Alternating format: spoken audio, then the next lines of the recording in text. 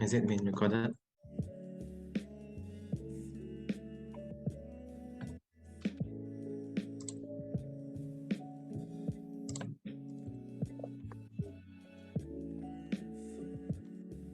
Okay. Good afternoon, everyone. Welcome to our Master 8 English Speaking and Writing Workshop, organized by Student Outreach Sarawak. First of all, I would like to say thank you for joining us today. Do prepare some papers and a pen for you to jot down. Please keep your mics muted.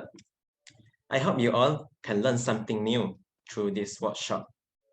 Now, I will be giving a briefing of the workshop to all of you. Next. Okay. For the event schedule, we will be having an English speaking session from 1:10 to 2:30 p.m., followed by an essay writing session from 2:35 to 3:55 p.m. There will be a short break of 5 minutes in between. Next. All right, let's meet our speakers, shall we? As we will be kickstarting our event with the speaking session, let's invite our speaker for the speaking session, Miss He from SMK Bintulu, to introduce herself. Miss He, please. Hello, I am Miss He. Well, my full name is He Weiwei. I am from SMK Bintulu. I've been teaching for 4 years now, and I'm currently teaching the upper secondary. So yeah, I think that's it. All right. Thank you, Miss He. Now, let's get to know our speaker for the writing session. Miss Chin from St. Joseph Private Secondary School, Kuching. Miss Chin, please. Thank you very much, Chansey, and good afternoon, everyone. I hope we are happy to be here. I am definitely very happy to be here. And I hope you can make some new friends and learn something from each other. And I also hope you can learn something from me. Okay, so do enjoy the session. Thank you. Thank you, Miss Chin. Next.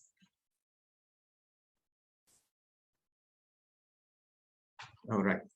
Now, let me explain the English speaking, ice-breaking, and interactive session to all of the participants. Firstly, you will be divided into breakout rooms led by a facilitator. Secondly, you are required to introduce yourself to the others in the breakout room. Then, you will be having an interesting activity called Two Truths and One Lie. Haven't heard of it before? Don't worry, let me explain. Basically, participants will be given 2 to 3 minutes to come up with 3 statements about themselves. Out of these 3 statements, 2 are true and 1 is a lie. Then, participants take turns to share their 3 statements with the others. Lastly, once the person has shared, everyone else need to ask the person 3 questions and discuss among themselves to determine the lie. The cycle repeats. Once the time is up, the participants will be back to the main room. Next.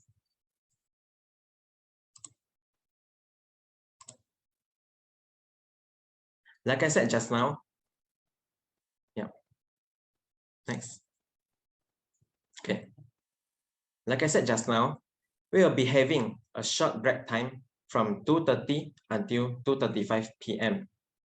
And to clarify something, we will be having our house speaking rules, which is you need to mute your mic unless you are in speaking. Okay, next.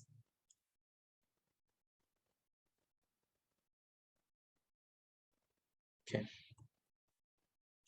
Also, we will be having an essay writing session, paragraph construction. Firstly, participants will be divided into 2 breakout rooms, each led by a teacher. Secondly, participants will be given 10 minutes to construct a paragraph of the question prepared by the teacher.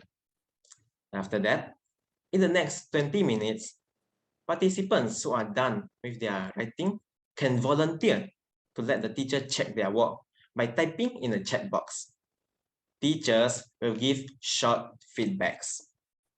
Lastly, in the last 10 minutes, the teacher will share the model essay prepared and go through it with the participants. I think that's pretty much it for the briefing. I hope everything is clear. And yeah, stop sharing. Okay, before we start our workshop, let's take a picture together. Reina, please.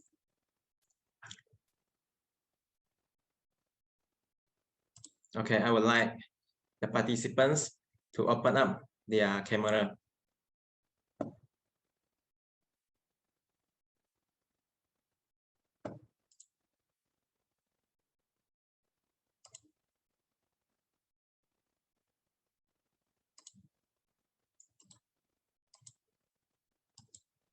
Do open up your camera and we appreciate that. Thank you. Okay, we'll give a minute of time for everyone to be ready for the photo taking session.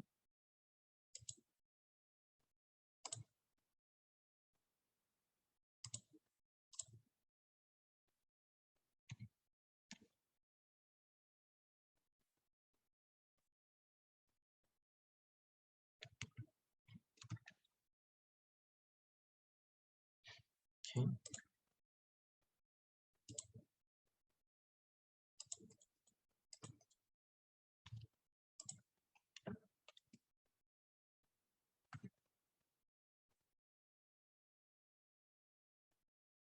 Okay, so 3, 2, 1, smile.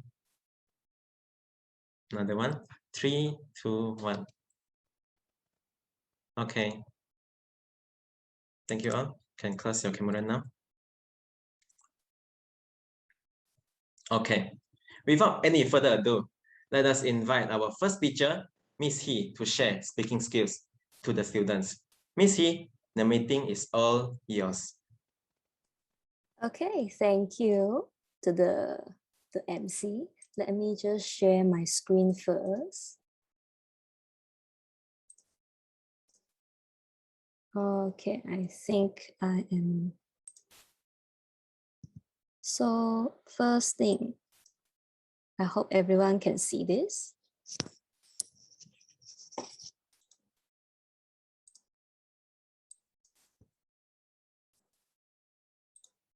Okay.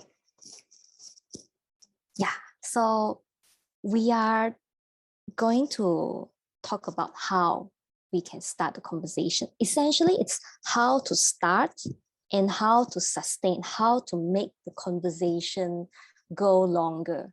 I think most of the time I think students that I've encountered, the first problem is they feel uncomfortable to speak in English.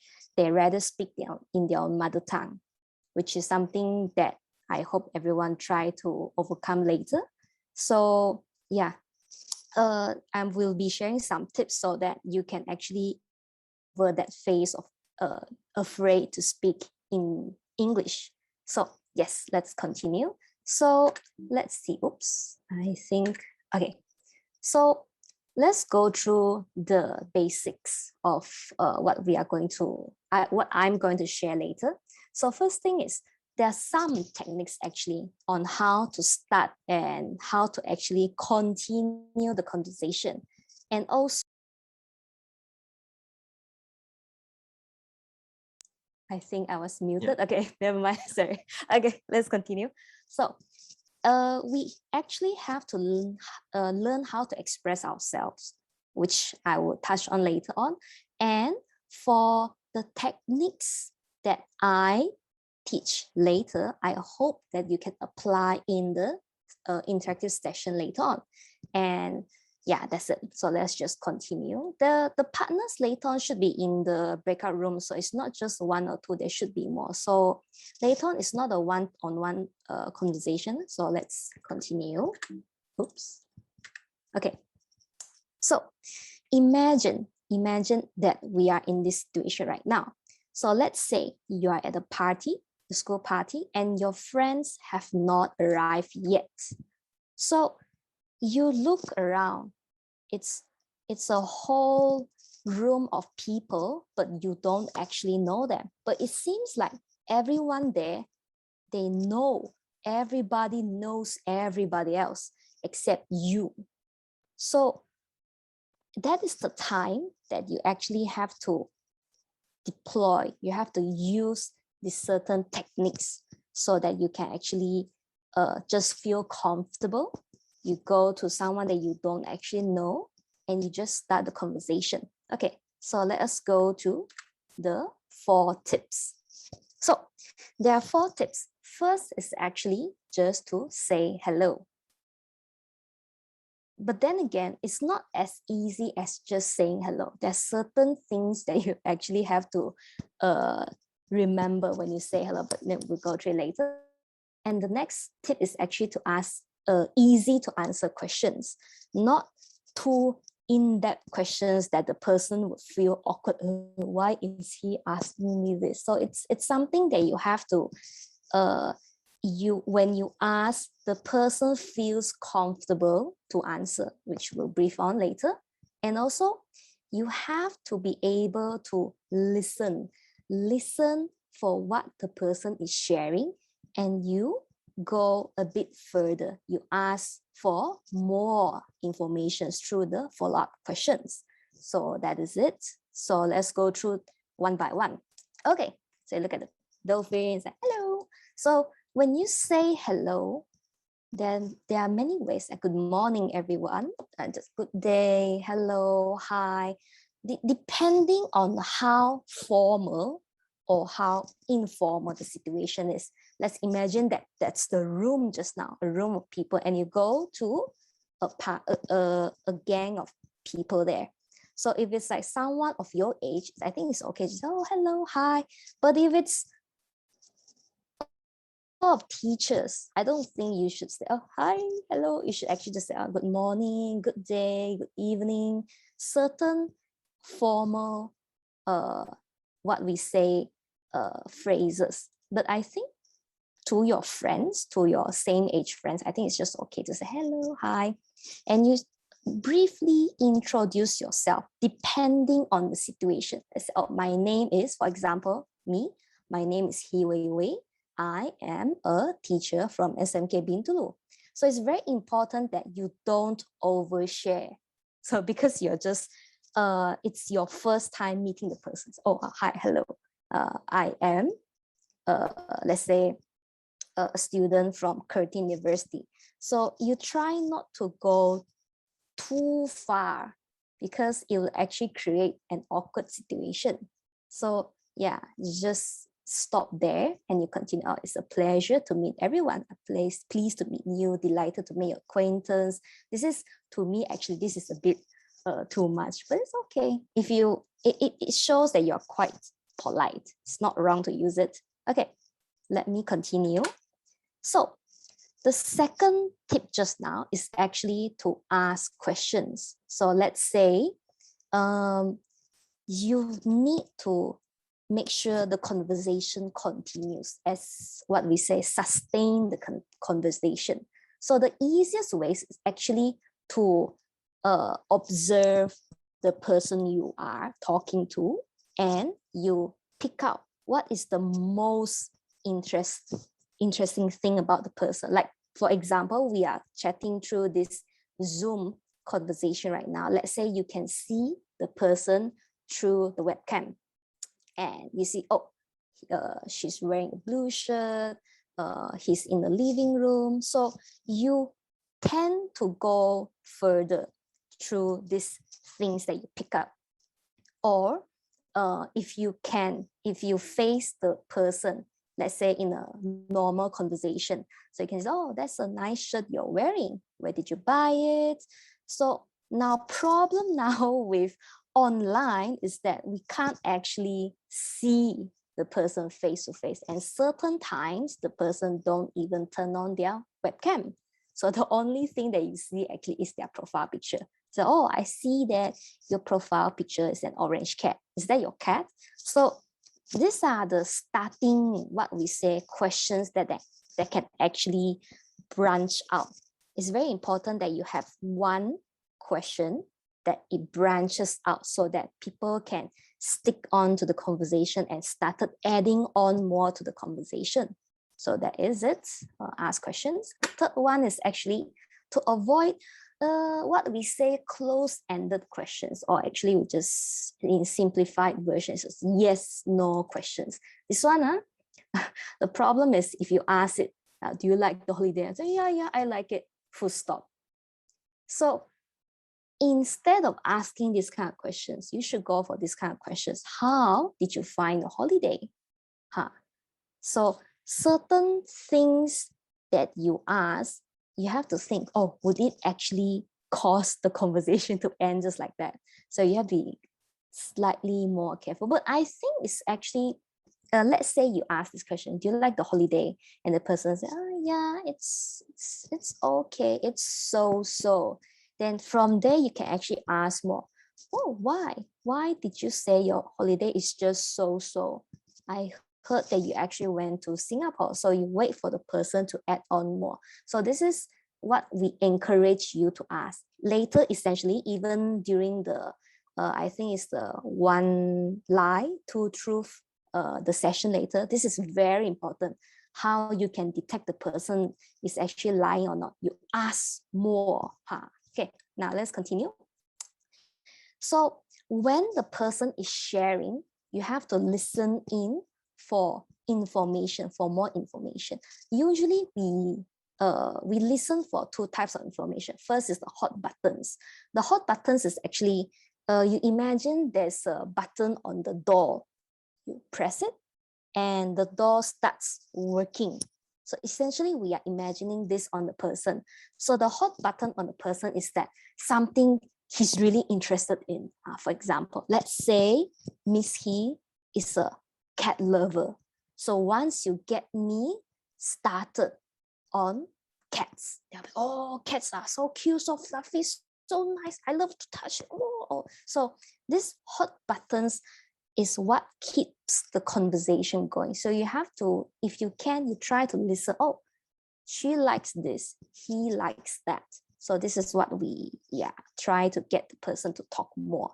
So the second information you try to listen for is the common interest. Common interest is you and the person, whether you both share something that you actually find interesting.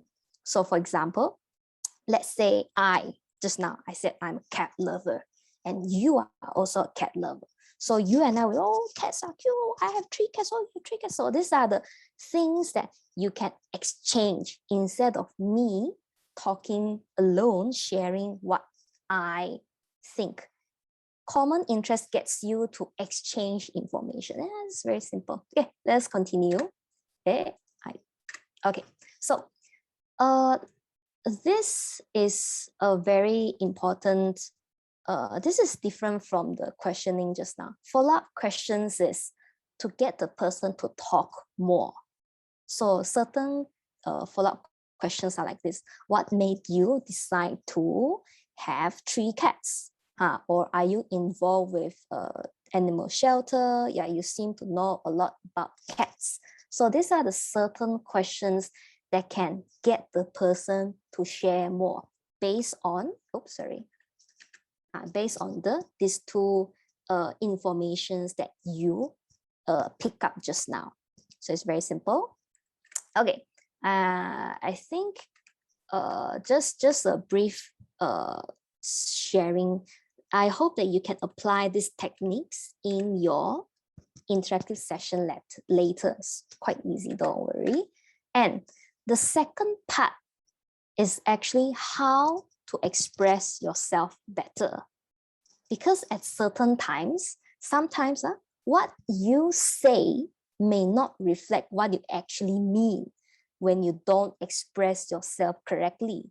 I think you can notice this the most when you, for example, you type messages. So when you are actually okay with what the person said. Let's say the person said, oh, I'm going to get pizza. And then you reply, okay. The person might think, oh, what does she mean by okay? Oh dear, does she hate pizzas? So these are the certain times that you actually have to express yourself better. So the more dimensions, as in the more you share, it is better. Understand. It is actually better for the person when the person is talking to you. The person can understand better. Like for example, let's say the ask, oh, I'm going to get pizza. Do you want pizza? Then you say, sure. Just get the smaller one or just get the big ones. So okay. As long as you share more instead of just okay. The person might, oh my God, what is on her mind? That's why you have to be careful. So just saying this is quite important for the show and tell later. just to make sure that people can pick out what's actually the truth and what's actually the lies. Okay,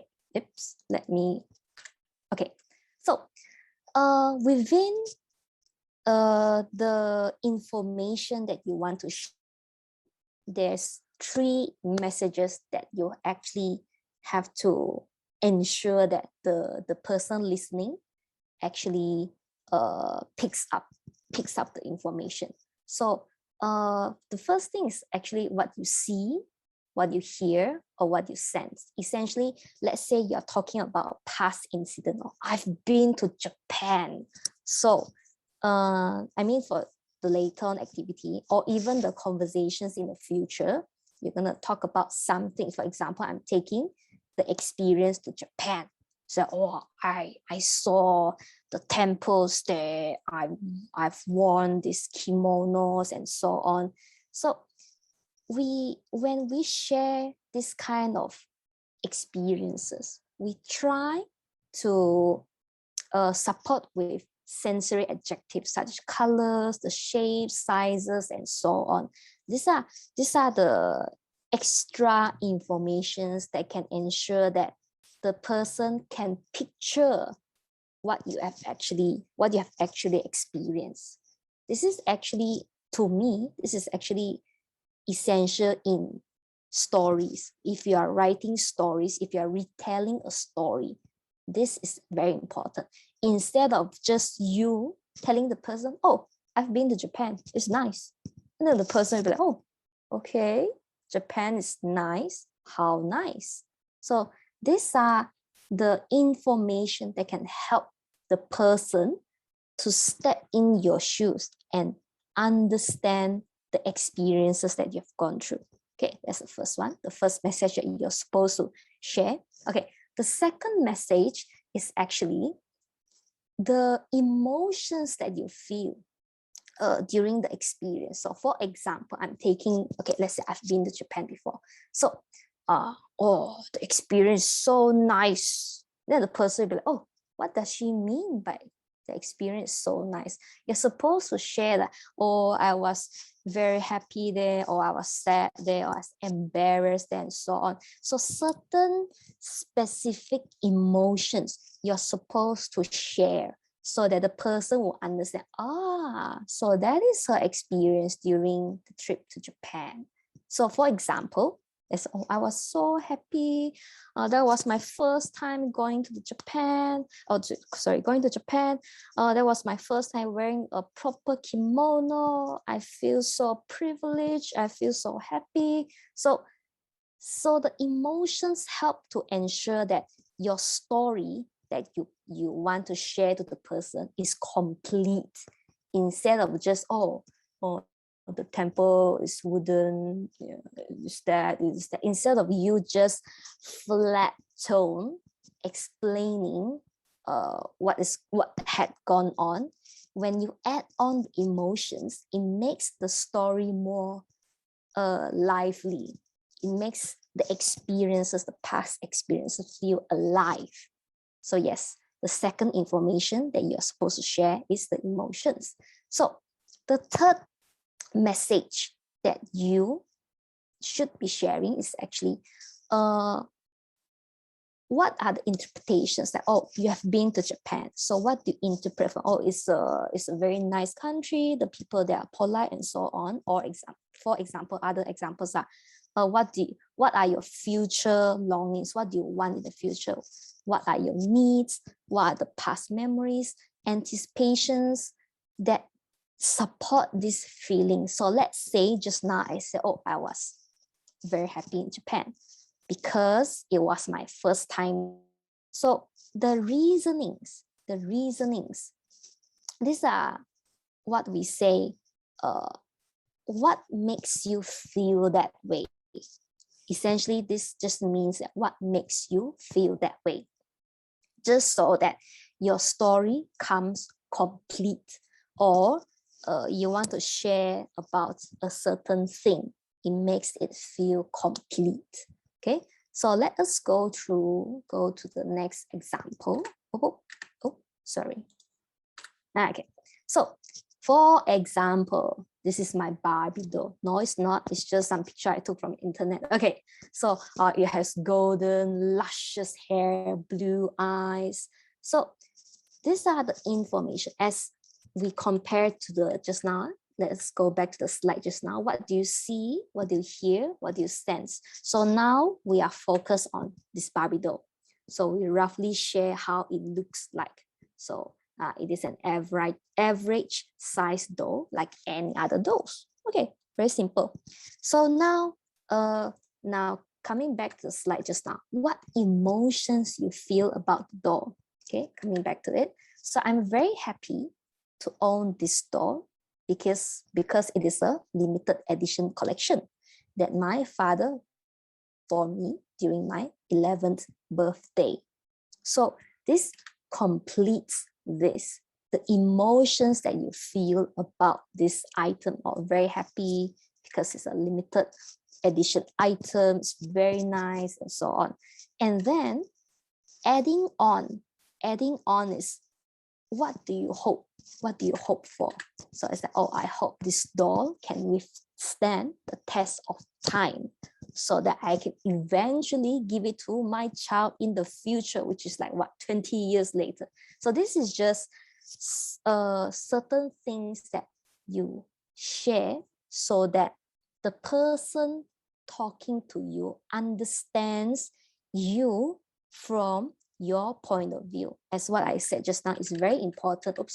It's very important that you share things accurately so that the person understands your story from your point of view correctly, instead of misunderstanding what you said. It's very important. Okay, so I think I might have gone a bit too fast because I'm 10 minutes ahead. So we're actually at the last slide of the speaking activity. So just a recap. So just remember that you should listen for the hot buttons and also the common interests. And then you expand on the topic and keep the conversation going. And remember that what you say may not be what you mean. So you have to express yourself correctly, accurately. Okay, so yeah, I think I might have gone too fast. So Fessie, oh no, I'm 10 minutes ahead.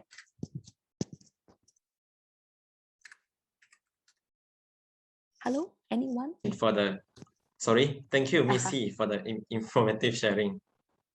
Okay. I believe all the students have learned something new from her sharing. So now, let us apply the speaking skills you have learned. You will be divided into breakout room for the ice-breaking session. Let's make some new friends. We will be back to the main meeting at 2:30 p.m. Moderator, please. Okay. I hope all of you had fun just now in the ice-breaking session. Do remember the speaking skills taught by Miss T and apply it in your daily conversation too. All right, let us invite our second teacher, Miss Chin, to share essay writing techniques with the students. Miss Chin, over to you. Thank you very much, Chancy. Please just give me a moment. I'm not great at technology. So I'm going to try I'm just going to try to, right? Okay. So I think you should be looking at my screen right now. Okay. So once again, okay, I think it's lovely to have everybody back in. I know that break time was very short. My fault, because we're going to do something in a while. Okay. And I actually enjoyed very much getting to know a few of you in my breakout room just now. But we will come back and sort of think about writing now. And I want to actually share with everyone what I know about expository writing. And expository writing is just a big umbrella term that we use to talk about writing, the type of writing that requires explanation. So expository writing is just basically any sort of essay that require you to write, to explain things. Okay, let me just move on first. Okay, so expository writing is very, very important, especially if you are in Form 4 and Form 5. Okay, because you will probably be asked to explain something in Part 2. And I always tell students for Part 2, you only have 25 minutes to write this essay. So that is why it is very, very important that you know how to structure your essay. So that is something that I am going to share with you today. All right. And for Part 3, now, if you are familiar with the writing paper, then in Form 4 and Form 5, and I'm very sorry for those of you who are in the lower forms, I am more familiar with Form 4 and Form 5 syllabus. Okay. But I think it is also a good idea for you to know how to write an expository essay, because you will be asked to do it in Form 4 and Form 5. So I also hope that this would be relevant to you. So in Part 3 of the writing paper, okay, in the new SPM 1119 syllabus, is what we call the continuous writing, where you are actually, you are given the choice of maybe about 3 topics. And among the 3 topics, you will definitely get, again, an expository writing or expository essay. So that is why I say it is a very important essay for you to get right. And also, I also like to tell my students that my job, you know, when you come to me in Form 4 and Form 5, or when you do go to Form 4 and Form 5, you don't only learn to write something because you want to do well for 1119 English. You want to be able to take these skills that you learn in school to the university, to your tertiary education. You want to be able to sort of build on these writing skills so that when you go to college, when you go to university, you will find that I already know how to write certain types of essays.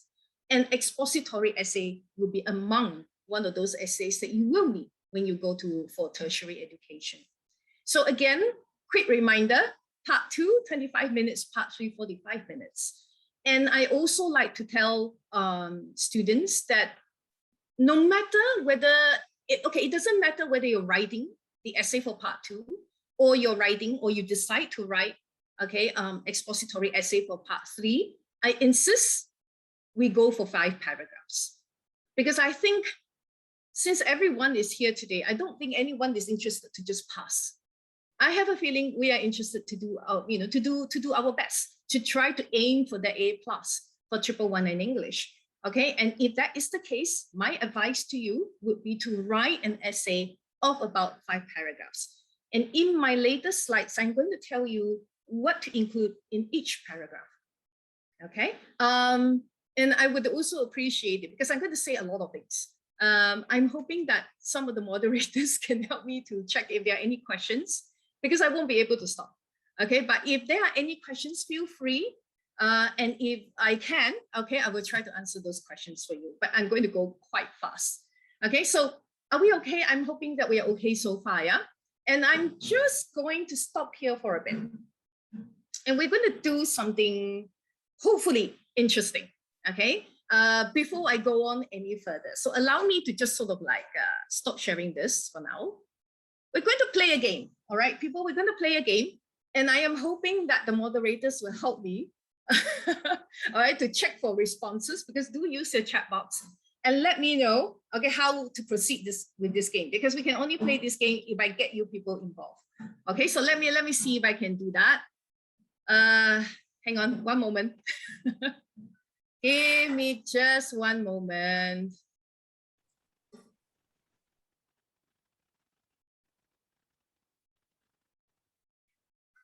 Okay, let me see if I can share this. Right, we're going to play a game and we are going to go ahead and make a burger.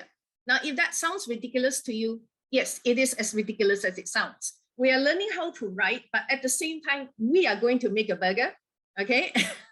I will let everybody know why in a while. So I'm not going to play music because it's terribly distracting, but let me get started. Yeah, just when I say that, I'm not going to play music. Okay, there you are. Okay, so let's go for something creative. So in this game, we have 50 coins to spend. So if I can get all of you to just tell me in the chat box, what sort of ingredients would we like to buy? If we're going to make the world's biggest, most creative burger, what do we need? Can I maybe get some responses? How should I spend my 50, my coins? I have 50 to spend. Come on, tell me, what should I buy? Otherwise, I'm going to just go ahead and buy whatever that I want. So I can see that Lorena is telling me to buy patty, right? So I'm guessing this is the patty that we're talking about. That's 20, yeah? 20 coins gone like that. Are we sure? I'm going to ask Lorena again. Lorena, are we good with that? Okay, I'm just going to buy it. I'm just putting that into my cart now. Okay, so we still have 30 coins to go. Can I get somebody else to tell me? What should we... I am a big fan of mushrooms. Can I buy mushrooms? Okay, Jung Hon is saying, let's buy some vegetables. So the lettuce, am I right? I'm guessing we're buying the lettuce. Okay, since it's only 5, all right, it's only, I only need to spend 5 coins. I'm going to buy the lettuce, just like what Jung Hon says, okay? Anyone else would like to tell me? How about the chili? Okay, Victoria is saying chili. So chili, yeah, not capsicum, yeah? Chili, yeah? Victoria, just to confirm. Wow, we're very Malaysian here. We want a chili. We want chili in our burger. Okay, I'm going to go with chili. All right, let's go with chili. And David is saying onion is a must. Okay, so okay, let's go with onion. How much do I still have money? I still have money. Let's go with onion. All right. I see we're very cost effective. So we're going with cheap ingredients. Okay, so anyone else would like to, I still have 15 coins. Okay, I wonder if this is the Jia Chen that I know actually, and the Sean that I know. Okay, anyway, so eggs, good choice. I'm buying eggs. Okay, let's go with eggs. All right, I bought eggs. Okay, I have 10 more coins to spare. Okay, last ingredient or last 2 ingredients. Come on, people, can I get more responses? I wonder if I miss anything. Yeah, I wonder okay, Jia Chen, hi, Sean, hi. Tomato, okay, I'm gonna go with tomato. That's it. That would be our last ingredient. Are we sure? Yeah, we're sure. Okay, let's just do that. Okay, okay. So we're just gonna wait. All right, I'm done already. Let's see. Okay, we're gonna start cooking. I'm so sorry, people. This is live, so we're gonna have to see a short ad. Okay, but we're going to make the burger in a while. Okay, we're going to make the burger in a while, and hopefully this. Okay, what am I supposed to do? Am I supposed to click on this? Okay, I'm just going to click on it. I don't know what am I supposed to do actually. I see. I was supposed to click on it. I beg your pardon, people. Okay, so here we are. So as you can see, in order to make a burger, we first of all obviously we need the bun. All right. So okay, okay. I assume. Okay, what should be our first layer? Should I start cooking the patty? Can I get some instructions or some suggestions? I'm wondering whether I have enough time. The lettuce first, Serena. Thank you so much for okay, so how do I do this? Oh no, it is not letting me. It's not letting me do this. Why? So I have to cook the patty, is it? How am I supposed to do? Why is it not letting me? Yeah, this is so sad. I wanted to put the lettuce first too. Okay, fine. Lettuce is going in. All right, so of course you can see that we could also put some ketchup if we want to. Okay, after that, what do we put on? What do we put in our burger now? Can I get more suggestions, please?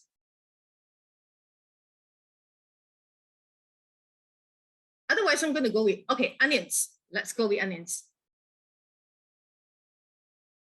Okay, I'm just going to liberally put onions on the burger. Chili. All right, so let's go with chili. Very Malaysian, very Malaysian. Wow, the chili slices are really big. Okay, anyway. All right, so do we need some ketchup, people? Do we need some condiment? Should we? Or where are my eggs? Should we go with eggs? Where are the eggs? Ah, and the tomato. Should we go with eggs and tomatoes? I'm still waiting. Serena says yes. So I suppose that means both, right? Let's go with the eggs first. Okay. All right. And then chili with tomato seems dangerous. Let's do it anyway, Chansey. Let's do it anyway. Yeah, since we bought the ingredients already, right? Okay. Okay. I am going to pour ketchup on this. All right. If anyone seems to think this is a bad idea, stop me right now. No? Okay, let's do this. And I think we are, Lorena, too late, Lorena. Okay, I'm just going to finish our burger. Are we okay? Or do we want to put more stuff? Do we want more lettuce? We want more lettuce? Or are we good? Please no. Okay, Victoria says no. Okay, fine. Let's just assemble our burger. Okay, hang on. I don't know whether, oh no, I see. Okay, that's our top bun going.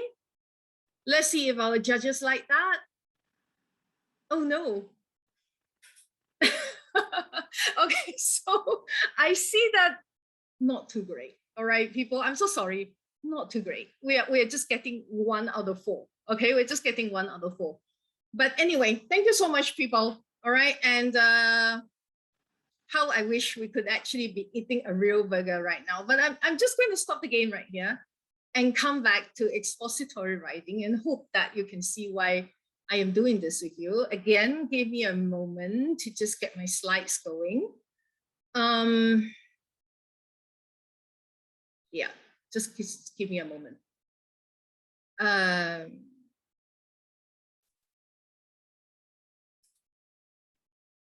Okay, so we are back here, right? So the reason why, oh, I'm so sorry, people. I forgot to give you some examples. Let me do that first, okay? So some examples of expository writing would be, for example, you may get something that asks you to specifically explain what are the advantages and disadvantages of social media, for example. That would be one topic. And there are some types of expository writing that is actually an argument in which you are asked to state or to present a stand, whether you agree or disagree with something. So for example, should students be allowed to bring mobile phones to school? Or sometimes expository writing could just simply be something that is asking for your opinion. So you're trying to explain what you think, for example, the best way for teenagers to keep healthy. So like I said just now, expository writing to me is just a very broad term to mean how do we explain something in a piece of essay. So it could be an essay that is asking you for advantages and disadvantages. It could be an essay that is asking you to state whether you believe something should be done or your opinion about something. Now, the reason why I group them together like this is because the good news is that once you learn the structure of expository writing, you can use that in any of these types of essays. Okay, so yeah, so that's a good thing. So how is this connected to making burgers? Okay, how is that connected to making burgers? Because writing and the piece of expository writing is very similar to how we actually make a burger. In order for a burger to be like, and not make, for example, Chansey's stomach crying or make any of us feel uncomfortable, we need to have the right ingredients. We need to have the right layers. And we need to understand that each layer is important. I don't know whether you're like me. I'm a big fan of bread. So for me, a burger has to have a good burger bun. Okay, so think of that top burger bun as your introduction. So just now I said already, you need to write 5 paragraphs. So the first paragraph is an introductory paragraph, and it is a very important one. This is your top burger bun. For me, sometimes whether a burger is good or not does not depend on the patty, right? It actually depends on how good is the bun. And that is the way you should think about your introductory paragraph as well. It is in a lot of the times, what my students do is they start an essay, all right, using the standard in this modern world. Or they would say something like, nowadays, blah, blah, blah. So I want to just say that when you write the introduction to your expository essay, don't try not to follow, a sort of a fixed way to start your essay. In fact, I would like to suggest a few ways to think about your introductory paragraph, because I think all of us should know this or be wise enough to know this. When you first meet a person, you form a first impression. And sometimes that first impression is more important than anything else. This is the reason why your teachers would probably tell you that when you go and attend an interview for maybe your scholarship, or when you go and get a job next time, make sure you dress neatly. So your introductory paragraph is that first impression given to your examiner. So that is why spend some time, think about what you want to put in your introduction. How are you going? Make sure you choose a good top burger bun. Okay. So for example, you can give me some context to the issue.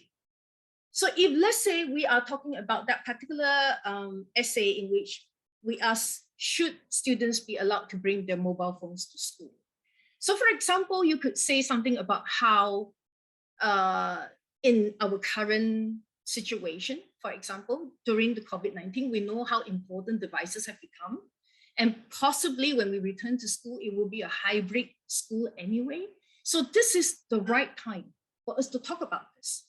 If we do go back to school, should we allow our students to bring mobile phones, for example? So you provide context to the issue that you want to discuss in your essay. Or I like to tell my students sometimes that you think of your introductory paragraphs to be something like a movie trailer. And I'm hoping all of us are familiar with movie trailers. And if you're like, movie trailers are supposed to sort of tease you into wanting to watch that movie without giving away too much. But it still gives you enough to make you think, oh, that looks interesting. I think I'm going to watch that. So a good introductory paragraph does the same thing. It provides you with a glimpse of what you're about to see. So if you do this right, your examiner will be like, oh, this is looking interesting. I'm beginning to see why you're talking about this. And I want to actually read more. Think about taking that first bite into your juicy burger. What keeps you wanting more?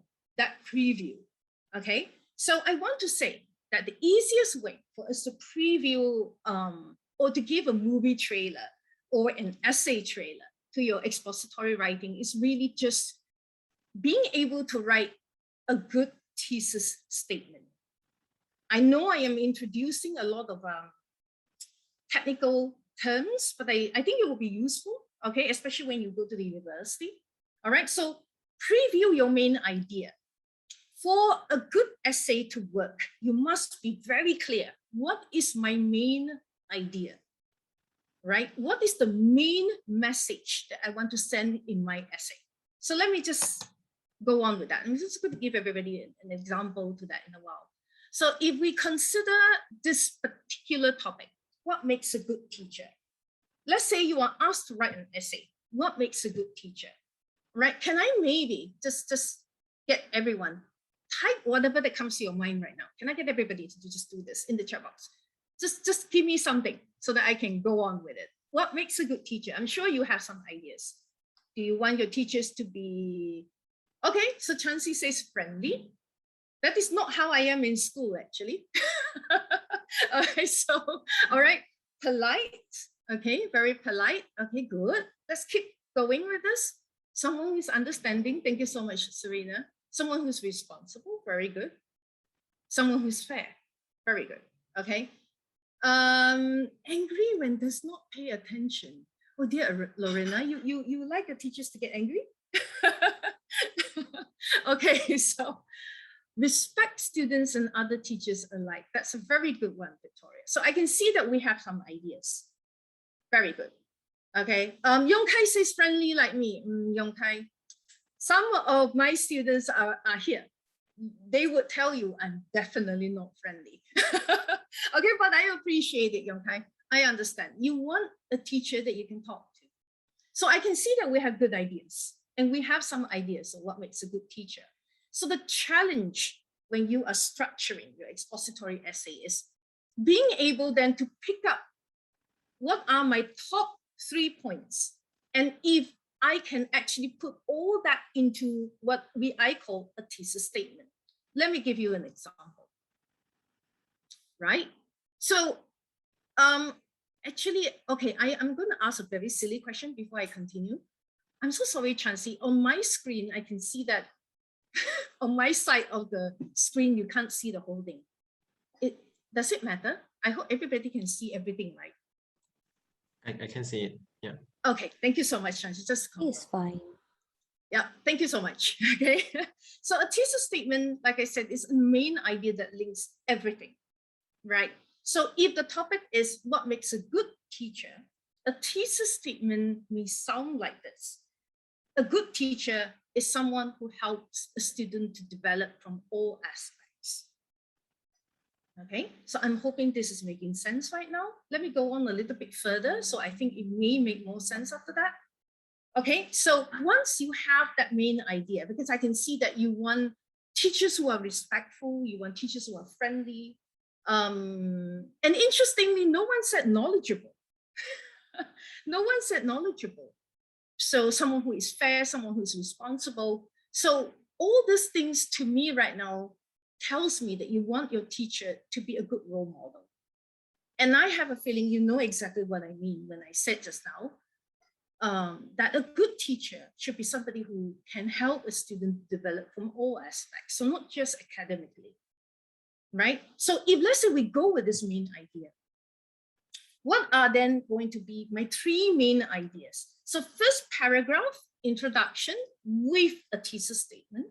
And then now we're going to go into the next 3 paragraphs where we try to structure, okay, our expository essay so that it's clear. All right, so how are we going to do that? Very quick summary. So here we are, from the top bun of the burger, we're moving into our patty, into our cheese slices. We didn't buy cheese slices. How sad. But we did get some lettuce and we did get some condiments. So for a burger to work, we need content. We need filling. We need that, because bread alone is not going to make a burger. So then how are we going to make our layers? How are we going to make sure that our layers work? So from paragraphs 2 to 3, you will introduce 3 main ideas in your expository essay. Okay, and I want to say that every time you want to start writing your main paragraphs, you should begin with what we call a topic sentence. Right, so your topic sentences are just basically sentences that contain your main idea. That is linked, or your thesis statement just now basically gives you an idea of what these 3 topic sentences will be. I know I'm sounding technical, but I'm hoping I'm still making sense. Okay, so in each paragraph, I want you to try to think of your structure, okay, using this acronym PIL. Your point is your topic sentence. Then you elaborate, then you try to give an example, and then you provide the link. Now, we think about the link in 2 ways. You could link your last sentence in your paragraph could link back to the main idea or to the topic sentence, or it could provide a link to the next paragraph.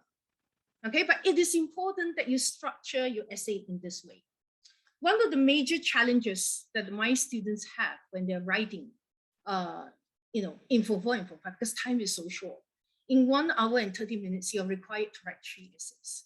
One of the main challenges that my students, my very, very good students have, is that they're always complaining to me, teacher, we cannot finish writing.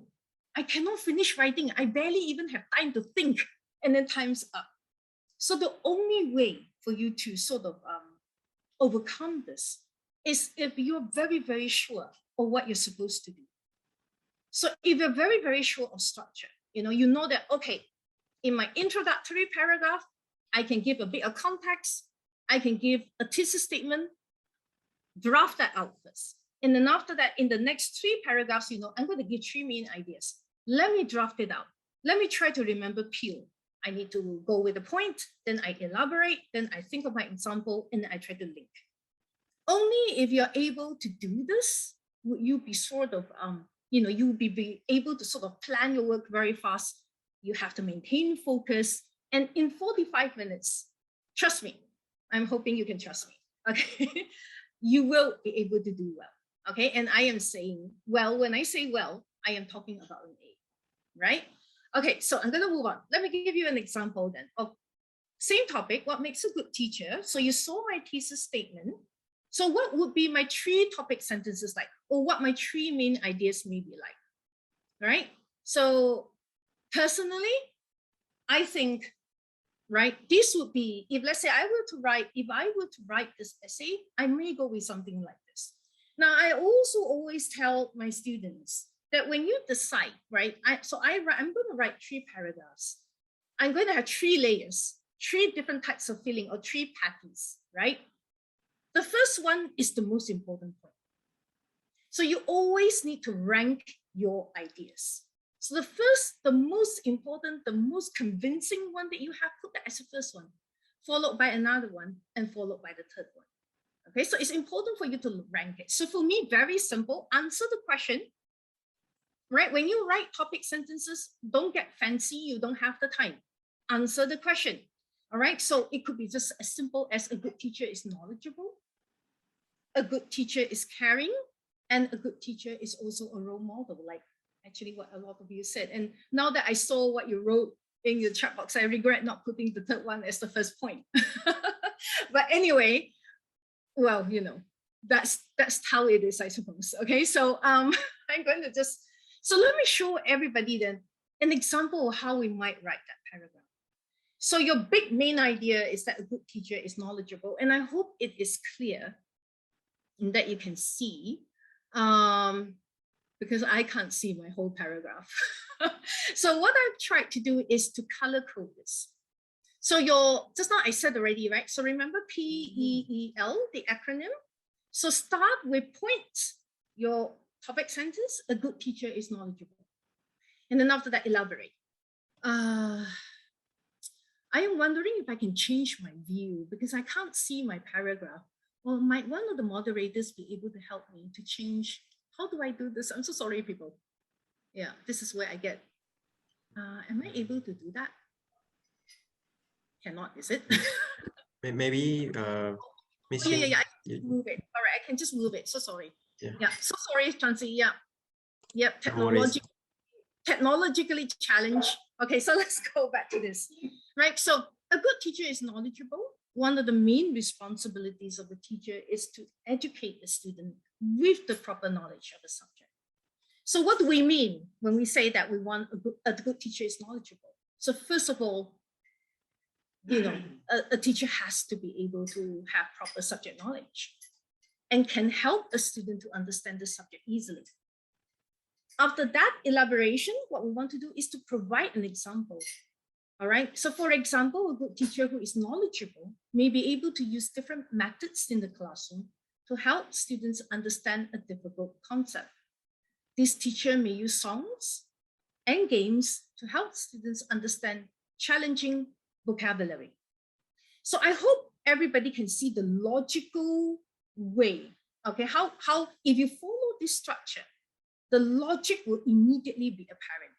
So when you're trying to explain something, point, elaborate, example, and then after that, link it back, right? So your last sentence in your paragraph could be as simple as, therefore, a knowledgeable teacher can easily teach students to understand something well, for example. So it's actually quite simple. It's not difficult. The point is that you know what are the things you need to include in a paragraph, or an entire expository essay, what should it look like? So you have introduction, then you have 3 layers of feeling, right? And then now I think we are ready to go for conclusion. I know I only have about 10 more minutes, but I'm just wondering if anyone might have questions, because I say a lot of things and I don't know if I am making sense, or if anyone has questions. No? No, right, Chansey? No questions, huh? No, okay, then fine. Okay, I'm just going to assume that we are fine, all right? So so let's then take a look then. In our final paragraph, how are we going to close it all? Right, in the game that we played just now, we closed the band, we sent it off to our judges. So how are you going to close your burger and impress the examiner or your teachers? So in your conclusion, I would like to suggest there are several things you can do, right? So you could restate your thesis statement, or okay, if you're writing an argument, right? If you're writing an argument, then your thesis statement is simply your stand. Personally, I believe students should be allowed to bring mobile phones to school, for example. That is your thesis statement. And then in your concluding paragraph, what you're going to do is you need to sort of like remind your examiner, you know, after you mentioned so many things already, you sort of like want to bring it back. Remind your examiner, I know what I am doing, and I am telling you, I am saying all these things because I believe students should be allowed to bring their mobile phones. So that is something I would like everybody to sort of remember. So if you're writing what makes a good teacher, your concluding paragraph would probably start with something like that, with something like, as a conclusion or in summary, or ultimately, a good teacher is not someone, a good teacher is someone who is able to lead students to become better students in all aspects, for example. So what you're doing is you're just repeating your thesis statement. All right, so that could be the way you start immediately the first sentence of your essay. And then after that, you may want to give a summary of your points. All right, so after that, you can say, so a good teacher is somebody who is knowledgeable, caring, and a good role model. So what you do is you summarize your points again. Or if you prefer, you could highlight your most important point. If there is one point in your essay that you think really just beautifully makes your idea, and you want to remind your examiner, take the opportunity right now in the concluding paragraph to do that. Let me tell you people this. Sometimes when students run out of time, what happens is, I like to tease my students. Whenever they write stories, for example, right? They're writing a beautiful story, and then they ran out of time. So what do? And then he died. So somebody is, you know, and then suddenly the character, oh, he just suddenly died. Or even worse, you know, after all the excitement, suddenly, oh, he woke up. It was all just a dream. So ladies and gentlemen, don't do that. Your concluding paragraph is so important, because let me tell you why it is so important. Because when your examiner is reading your essay, your examiner has already forgotten. If you didn't make a very good first impression in your introductory paragraph, your examiner has already forgotten what happened in the first paragraph. The last thing your examiner reads, and the first thing he or she remembers, is your conclusion. So don't get careless. Don't think it is not important. So if you have, like, you know, you feel like, oh, this is really just the point that will make my essay, highlight it, repeat it in your concluding paragraph. Remind your examiner what was so great about your feeling. You want that feeling to linger. You want that taste, that juiciness in the beef patties to come back. So your examiner will be like, oh, yes. Yes, everything is so logical in your essay. I can understand what you're trying to tell me. And so when he or she is now giving you the grades, he or she is perfectly willing to give you an A, right? So this is how you logically, structurally, how you might want to write an expository essay. But before we end, I want to just show you, right? I don't have the time. I'm so sorry, but you know, this is, I think, a graphic that very well sort of summarizes some of the things that I mentioned, right? I just want to mention that there is a slight grammatical mistake in this sentence here. the onions or the ketchup or the tomatoes, are the details that spice up your essay, right? So there's a problem with subject verb agreement here, but that nevertheless, that does not I still think this is a wonderful piece of graphic. I believe my slides will be shared, I think. Chansey, am I right? So I think you can take the time to read this later. Yeah, the participants here. If we ever get a chance to come back here and I see you people again, I would very much like to tell you what are some of the details that can spice up your essay. We just don't have the space and the time today. So what I want to share with everyone is just the basics first. How we, if we're going to write 5 paragraphs, what are we going to put in our 5 paragraphs? A burger has to look and taste like a burger. An expository essay has to sound and read like an expository essay. Okay, so that's what I am trying to tell everyone. And I believe we are ready to go and make a burger. Okay, and I hope that you learned something from me and that I am making sense. And miraculously, I am actually able to end sort of on time. Okay, and yeah, so I wonder if there are any questions actually. Yes, there is 2 questions. 2 questions. Okay, Chansey? Yeah, let me read it. Okay, first question. Ms. Chin, should we disregard the word limit when writing our essays? Okay, that's an excellent question.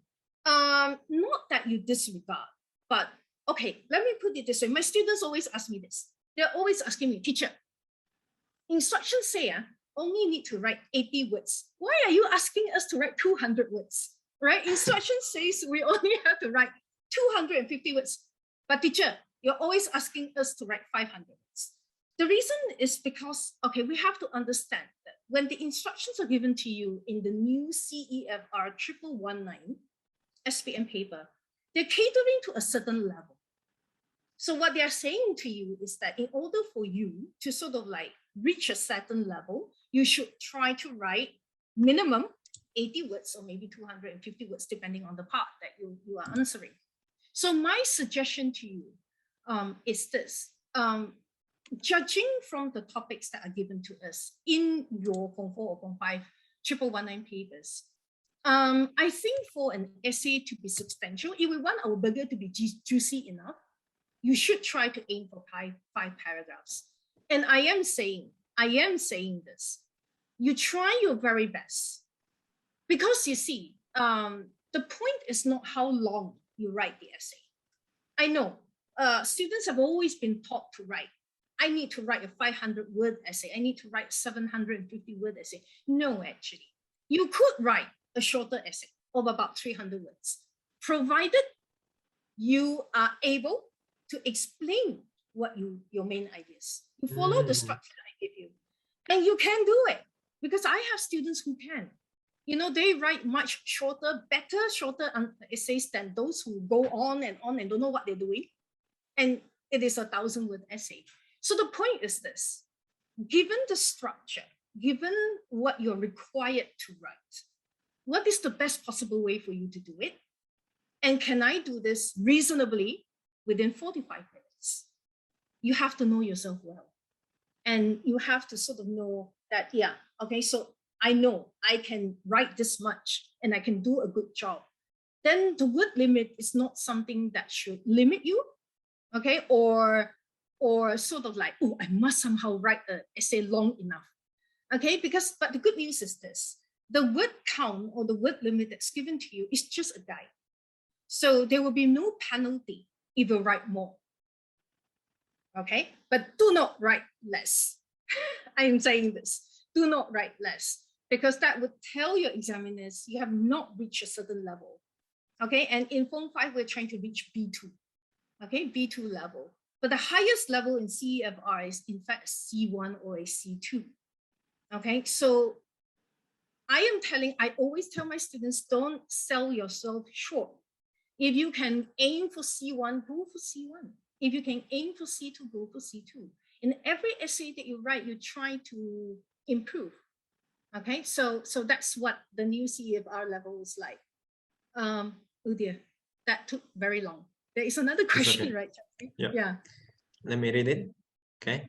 Is essay with fancy words get us to score good marks, or good content actually is more important? Yeah. Well, I'm sorry to have to tell you this. Both are equally important. Okay, so obviously you need to have good content. If you don't have good content, the fancy words are not going to come. All right, and I want to say that I don't like it when students purposely memorize a long list of fancy words and force themselves to use these fancy words in an essay. For fancy words to work, you have to use them correctly in its context.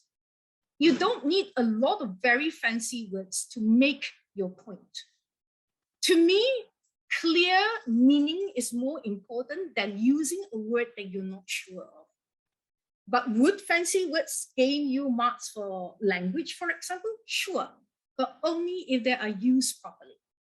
So for me, do not sacrifice clarity for verbosity. Okay, I'm going to, again, it's a very fancy word. Verbosity means using something, a very bombastic word, when you're not quite sure whether it would fit in context.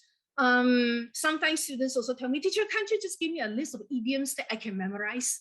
No, I don't do that, because you need to know what you're saying first.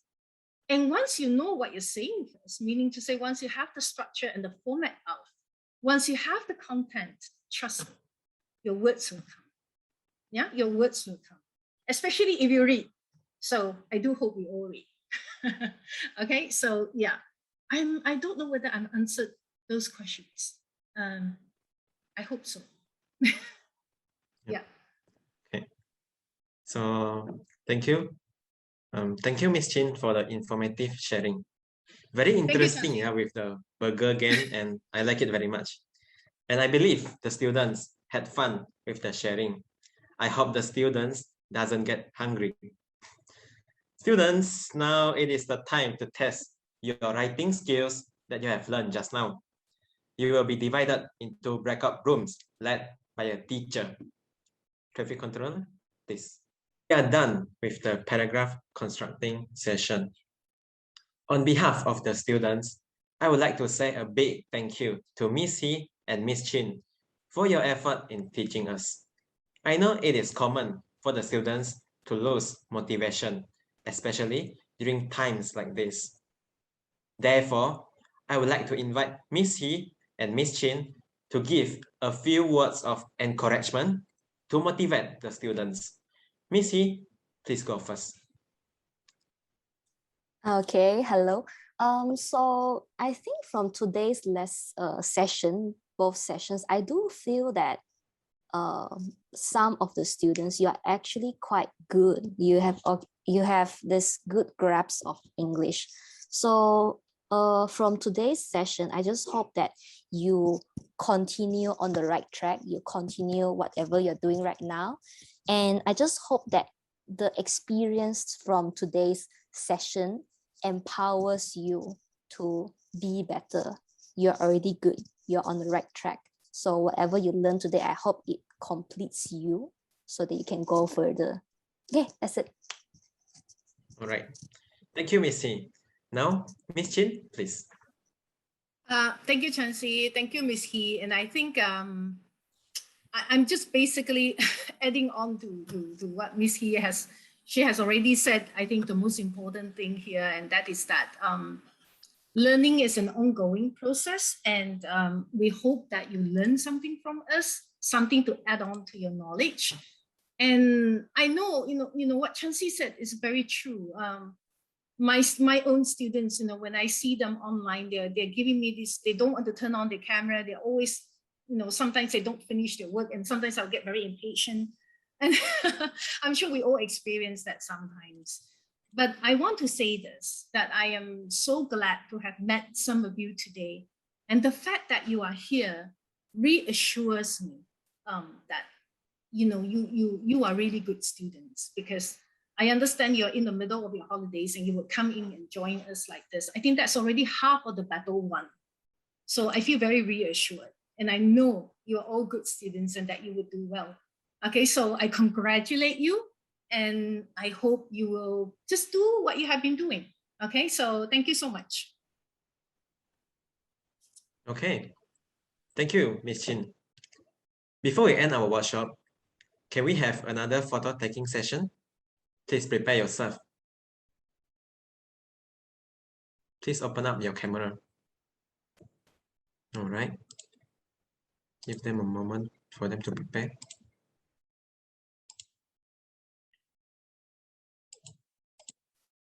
All right. 3, 2, 1. Smile. Another one. 3, 2, 1. All right. Okay. Here, I would like to thank the students for your participation. Now, we will share the slides used by our teachers just now and a feedback form. Please fill the feedback forms and feel free to download the slides. It's a wrap, guys. Thank you.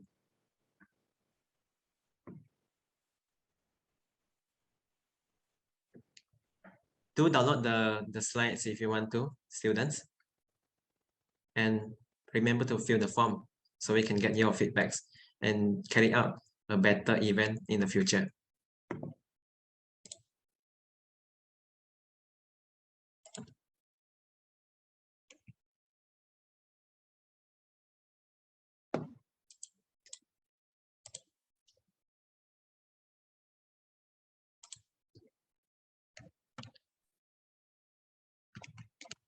Okay.